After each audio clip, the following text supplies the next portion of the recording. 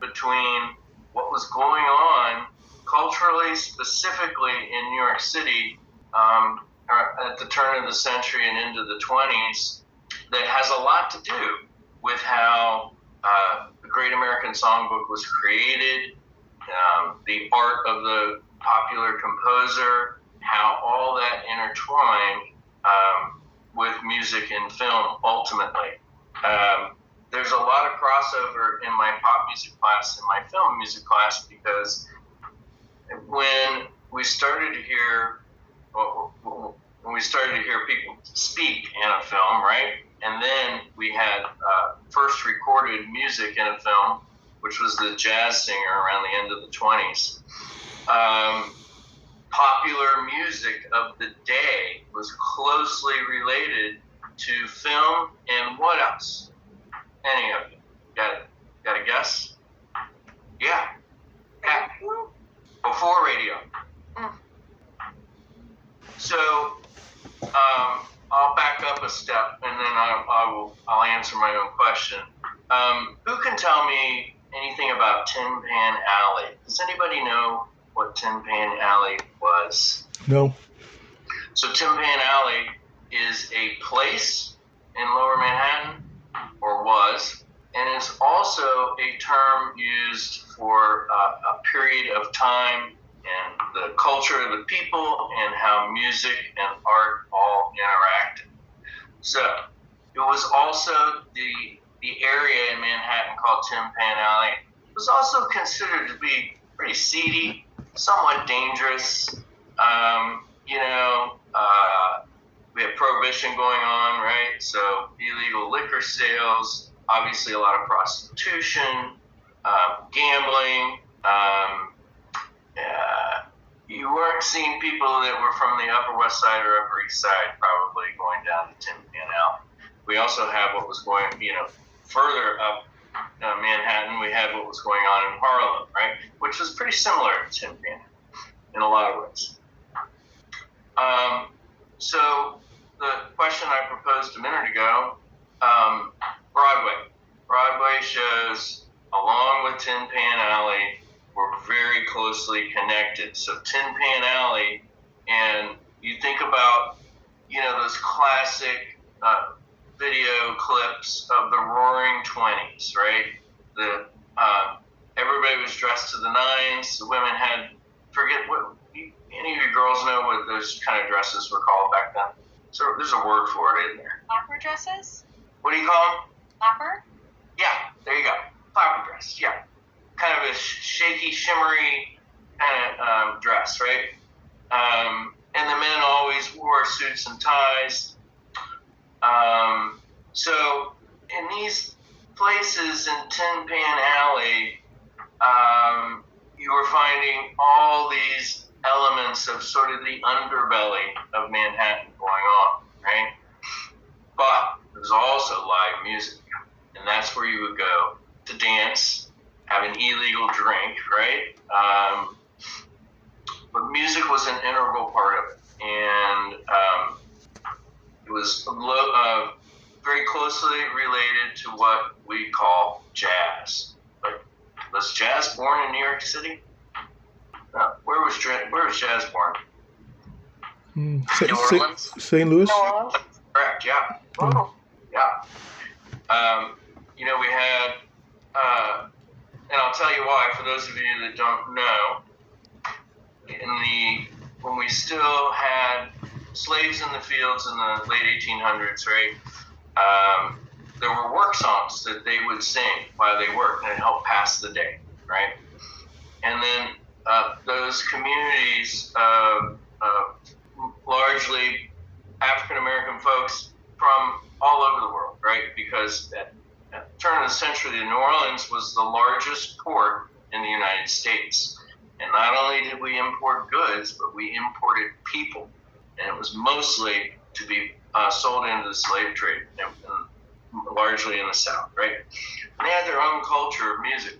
And in New Orleans, when you hear, I can demonstrate next week, actually I could right now, that rhythm called second line, right? When they march through the streets, for Mardi Gras, for example, right? Well, in the turn of the century, when somebody got married or somebody died, it was very celebratory, right? And they marched through the streets. Their march was more of a dance, right? And that groove is called second line. And you'd have a bass drummer, marching bass drummer, you'd have a snare drummer, you'd have a couple people playing crash cymbals, and mostly brass instruments after that. It'd be a tuba, some trumpets, right? And this was called a second line. In other words, they're dancing through the streets to this kind of groove. Well, when the parade came to an end, it always culminated in some sort of meeting hall, right? Well, you couldn't get all these people in the meeting hall, all the musicians. There was no room to put all these marching musicians in there. So they started paring down the percussion section.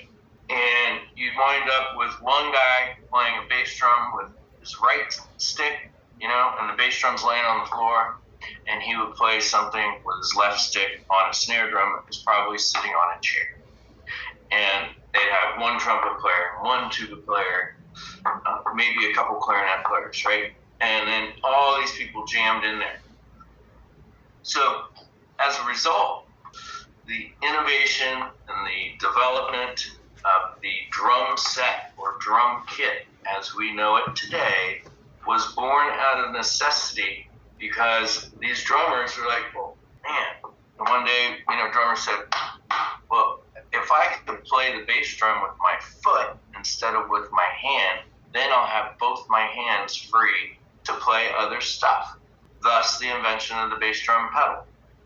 And then in the early days, what we call the hi-hat, and those are the two cymbals that go together that you play with the left foot on the drum set. It used to be called sock cymbal, and they took two small cymbals and put them on a stand and made another pedal, but it was down at your sock height.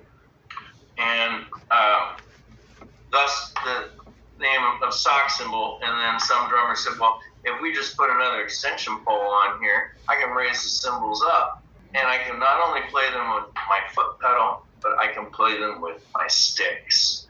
So you start hearing these second line patterns, and the development of the jazz swing pattern happened, right? All of a sudden we got one guy that can play ding, ding, da-ding, ding, da-ding on a cymbal or on a snare drum and have the bass drum, and that's what started jazz. So jazz spread very quickly through the United States, and most of the famous composers like Louis Armstrong are from New Orleans, but there were a lot of people writing music and selling them in sheet music in Tin Pan Alley and throughout Manhattan in general.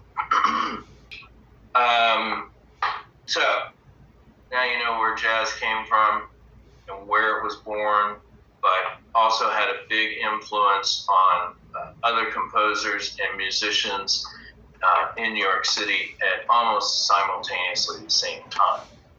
And all of music kind of moved northward. That's how we got the whole blues movement running up through Memphis, up to Chicago, right? And that came from New Orleans as well. So Tin Pan Alley, very important part of film and music history. So let's just talk a little bit about some of the early films and what was going on. Next week I'll be able to show you some pictures on maybe through YouTube on the big screen in our classroom. That's why today, again, can't really play stuff for you and show you examples. So I'm going to be sick of hearing my own voice by the time this class is over. So late 19th century technology paved the way for a new type of artwork, moving pictures. Once pictures moved, they occupied time. Once they occupied time, the visual arts crossed into a realm of the temporal arts, thereby enabling creative artists to combine visual images with both drama and music.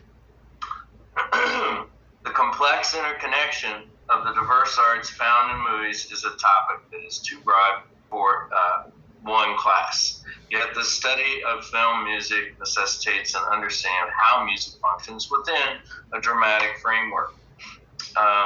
So we're going to talk about some of the basic elements of film. And this may sound elementary to some of you, but maybe not.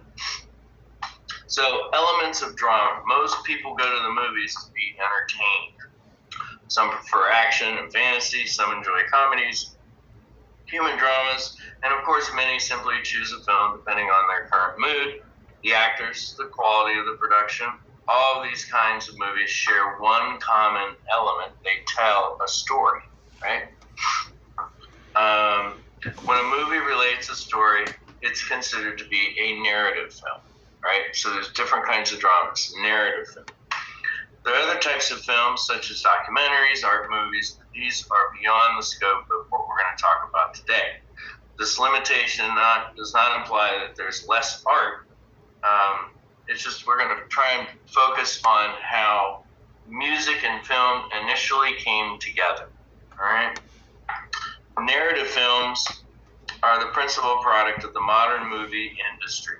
Many of their stories are original, stemming from the imagination of the creative writer. But quite frequently, they serve as an inspiration for a storyteller. A substantial number of narrative films are adaptations of existing stories. For example, The Great Gatsby, famous novel, right? When did that come out? Films based on poems, other films based on nonfiction stories, right? Western dramas based on real life elements of living and working in the West. Stories can be told in a variety of ways. Excuse me.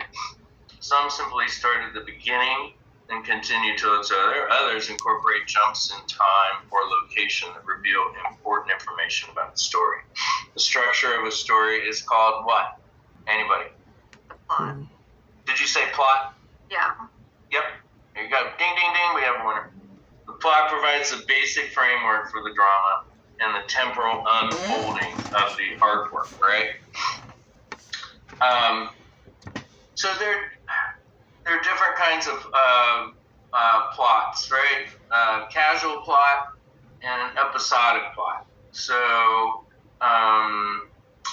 casual plot contains 4 principal sections. The exposition, which is like the sort of the backdrop behind the story, right? Complications, which would be a series of events stemming from a conflict, right? To kind of build layers that are going on in the film. The climax, which is obviously the peak point of the film's story, and then the resolution or the end, right? Which kind of should sew up all the different complications that are going on. Casual plot. Good examples of those would be Star Wars, the original one from 1977, and The Godfather from 1974.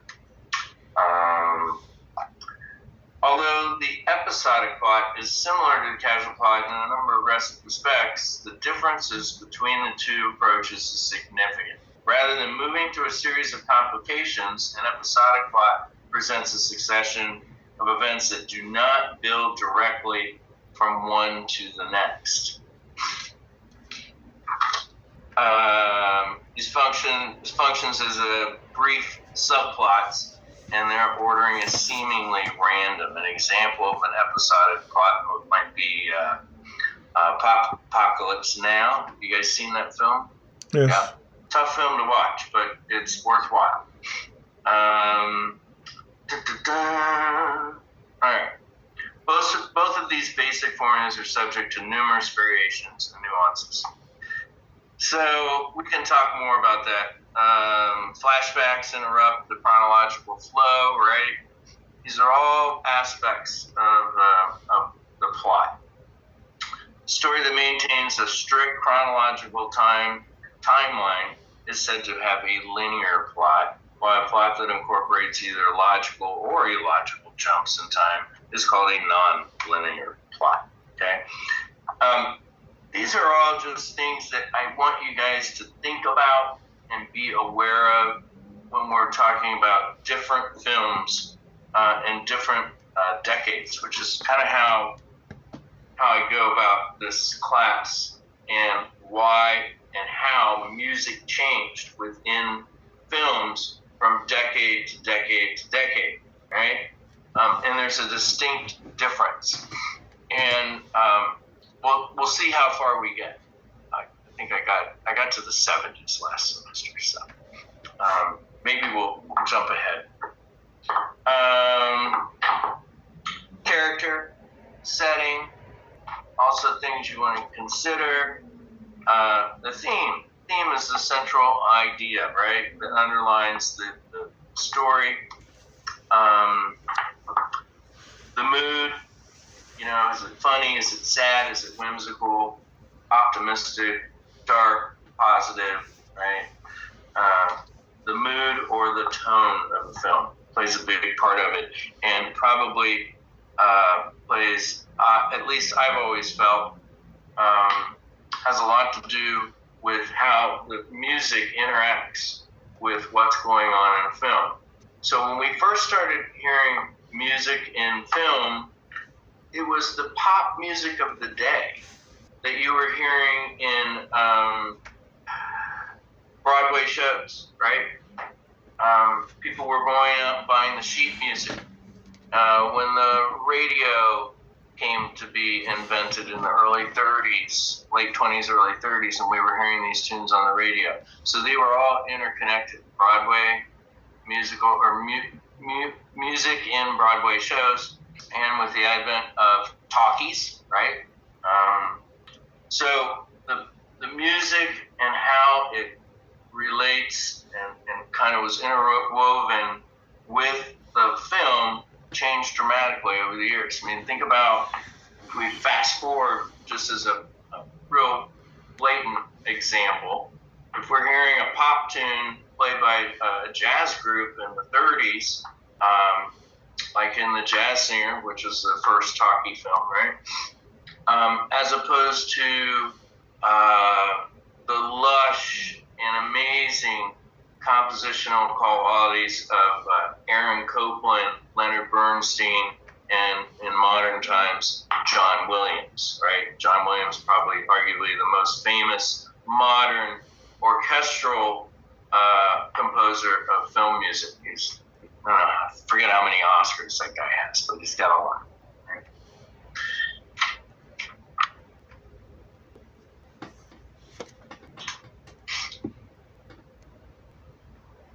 So we talked about Tin Pan Alley, and most of the music that was going on in the 20s and 30s, 40s was all jazz-based.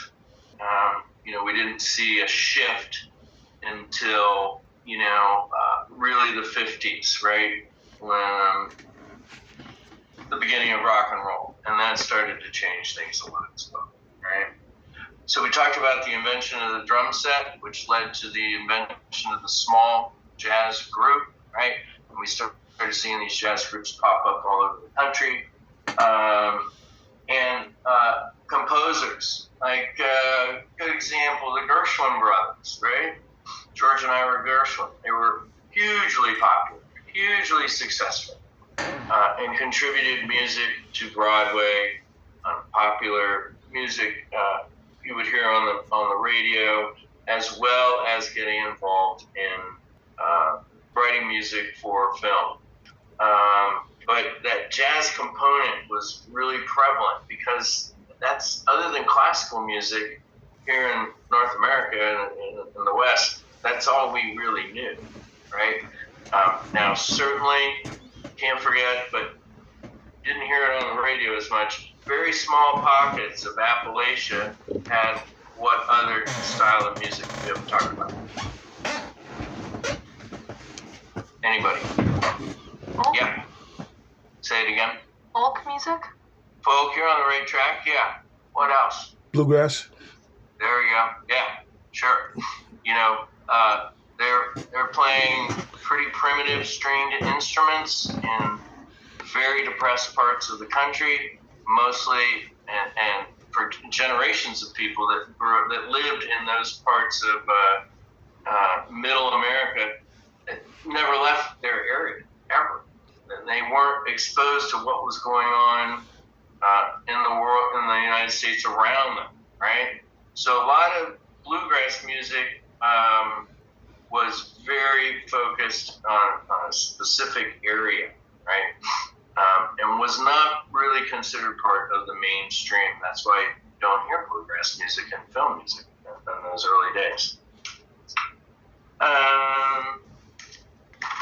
Let's talk about...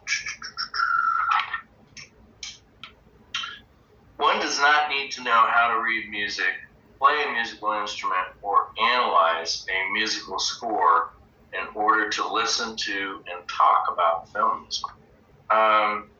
Next week, I will draw some examples, some notation examples, some things that might be important and fun for you guys to learn. If you already play a musical instrument or you sing, some of this you may already know, but I always find that the visual element of drawing some musical notations and particularly rhythmic notations can be very helpful of understanding what's going on in a particular piece of music that we're listening to.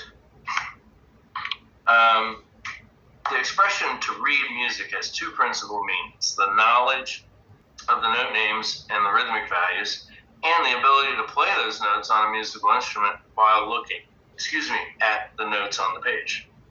The difference between the two is similar to the distinction between reading words on a page and typing. There are people who know how to read without knowing how to type, and it is possible to type without knowing how to read. Food for thought, right? For example, when we need to type a foreign word or a phrase, the same is true with musicians. Some can read note names and rhythms, but cannot play them on a musical instrument, while others can play an instrument but cannot read notation, right? I can't tell you how many times over the years people asked me, "Hey man, is your guitar player in your band? He's so great, but can he read music?" And I played with great musicians who cannot read a note, right? It's completely an oral experience, right? They learn by rote. And great musicians who are fantastic readers, but maybe they don't convey as much emotion or as feeling. I've seen it both ways. With the aid of computers and keyboards, there are a growing number of musicians who cannot read music, which is one of my biggest pet peeves with the invention of the internet and all the musical apps that are out there. You know, it's possible to record an entire album, in your living room and not know anything about music. You're simply picking and plugging in sounds. I've heard some great stuff, but I think you should be able to play your instrument as well live if you're going to create music through a computer. But that's just my opinion. Some important things about music. What's pitch? With the volume? Did you say volume? Yes. No, not actually. So, pitch is simply how high or how low the sound is that we're hearing. Okay? I'm not going to talk about staff and musical notation today. Music is commonly described as having 5 basic elements. 3 of these elements deal with the organization of pitch, melody, texture, harmony. The remaining 2 elements are rhythm and timbre. Timbre simply means, and timbre is spelled Timbre. It simply means the feel, the nuance of the music that you're hearing, right? Are we listening to lush string section in a symphony orchestra, or are we listening to 15 drummers from Brazil that are all playing percussion instruments? All right, quite juxtaposed in the feel, right?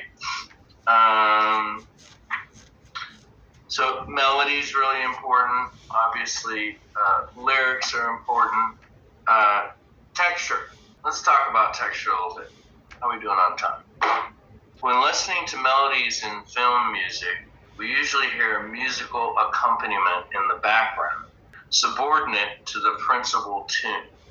But there are also moments when we can hear a melody without any other musical sounds and passages in which two or more equal melodies are played. The relationship of a melodic line to other musical material in a given passage is called texture. All right? Film music usually presents a single dominant melody with accompaniment. This texture is considered to be homophonic. All right? That means more than one.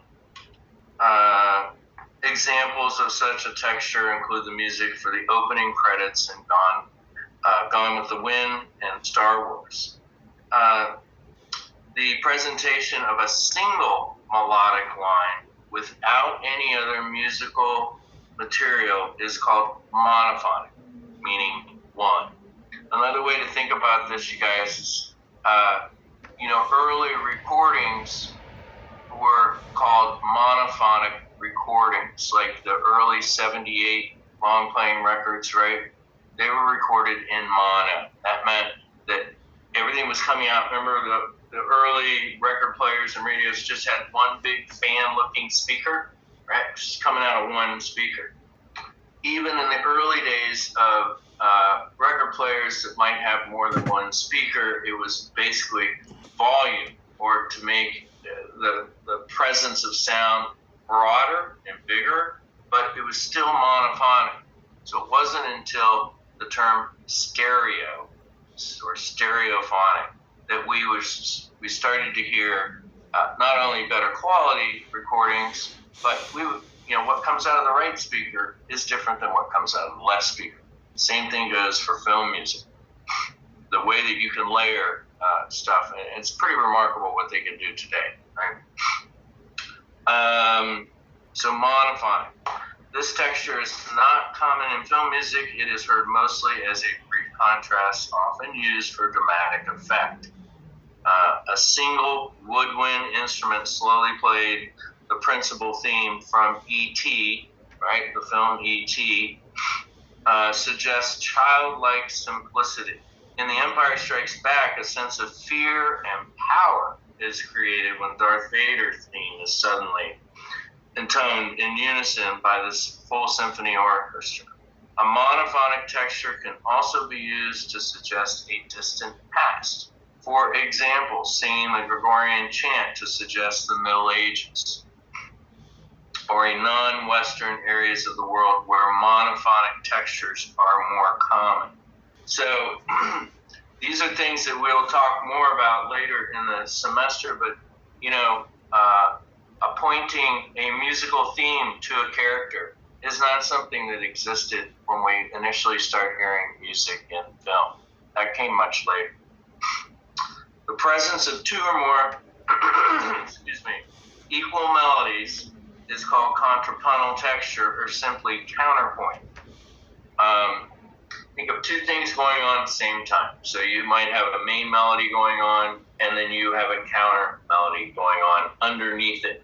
And very clever composers can interweave those two things together, that there's still one primary melody going on. These kinds of things are pretty cool from a compositional standpoint, particularly somebody like a John Williams. And I'll point out throughout the semester these different musical elements, and you'll learn to recognize them. Mm, counterpoint. When the melodies are similar to each other, such as in Row, Row, Row Your Boat, the textures call it imitative counterpoint, often abbreviated as imitation, right? Most often, imitative counterpoint is encountered when two or more musical instruments alternate playing a brief musical motif. Through contrapuntal settings of longer themes are usual in film music, they can be dramatically effective, as the scene from Jaws when the boat follows the shark, right? Everybody knows that. Those two notes, you hear, and everybody on the planet knows what that came from. Pretty remarkable to write something like that has been so identifiable since 1977 when Jaws came out. I can't remember. Harmony works against and in concert with melody. Okay, so think of it as a support system for what the melody line that's going on. Harmony is the element of music that created when two or more pitches sound at the same time. Harmony is an essential aspect of Western music, but it is unusual in music from non-Western cultures. An important harmonic term, chord. What is a chord? Anybody? A combination of notes to make for a specific. Exactly. Yeah. Chord is more, two or more notes played together. Do you know that? Until, other than the pipe organ and the piano, right? And early pipe organs were air controlled, right? They weren't electric instruments, right? All instruments were monophonic, meaning those early electronic keyboard instruments, you could only sound one note at a time. You could not play a chord. And when the Korg Poly 61 came out, let's see, I'm going to guess 1980 without looking it up. Do you guys remember the Van Halen record and the tune called Jump that had that?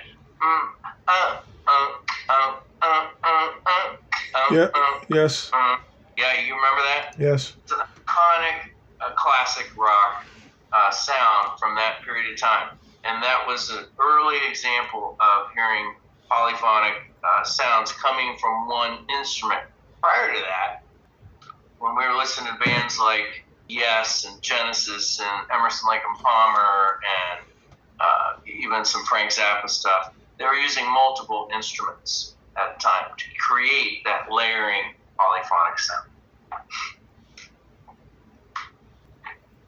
So we talked about some of the different elements: rhythm, melody, harmony, timbre, which is the feel of the sound.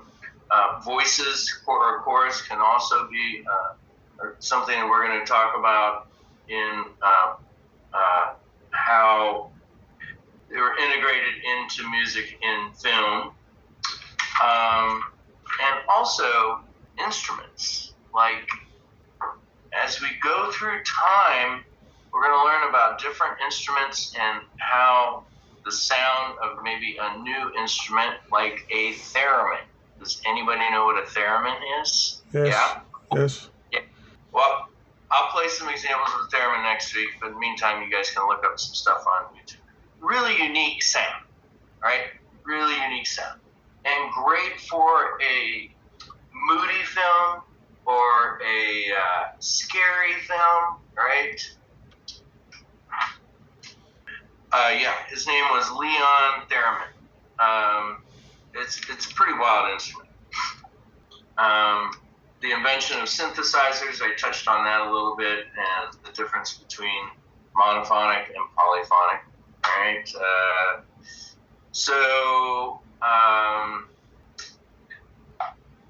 I'll read a little bit about some of these instruments, and then I'm going to let you guys go. So let's talk a little bit about electronic instruments.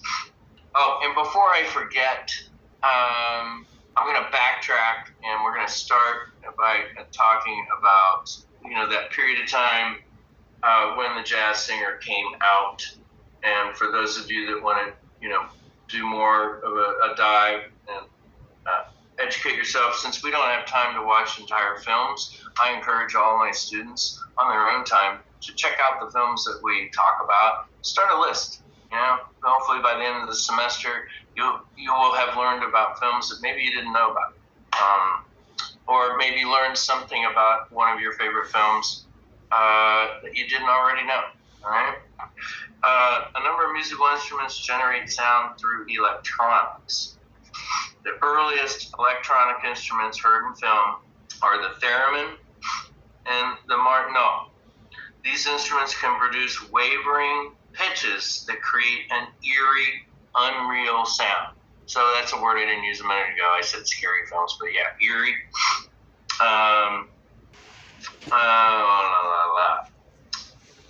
Rosa employs a theremin in The Lost Weekend and Spellbound, both from 1945. So that's how early theremin was in film music. To portray a psychological problems.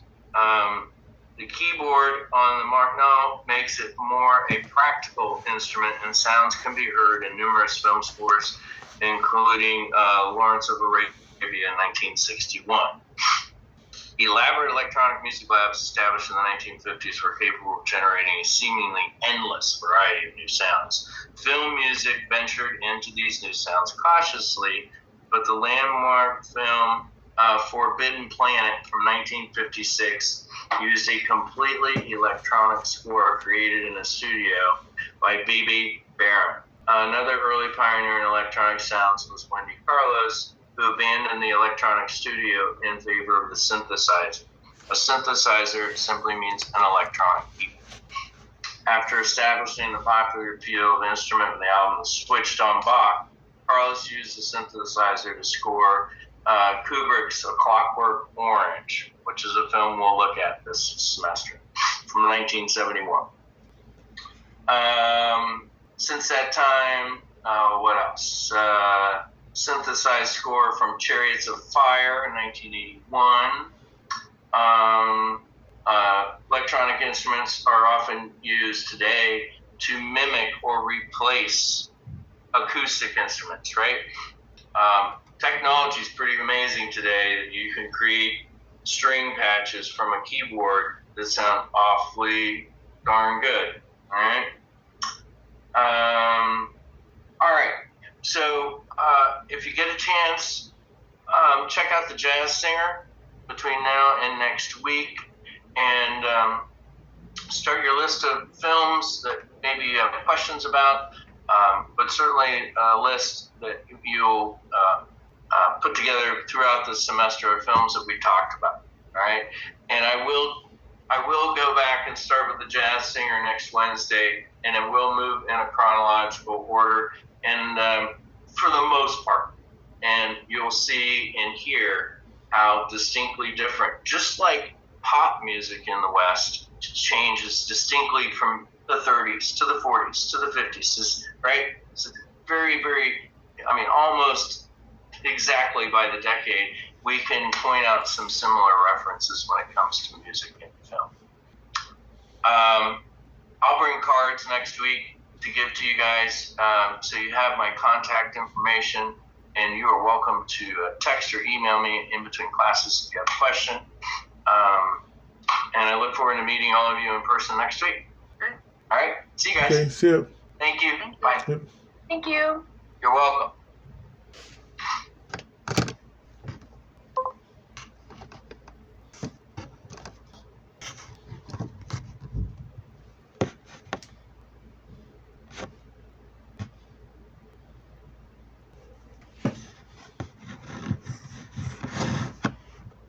Where are my clothes?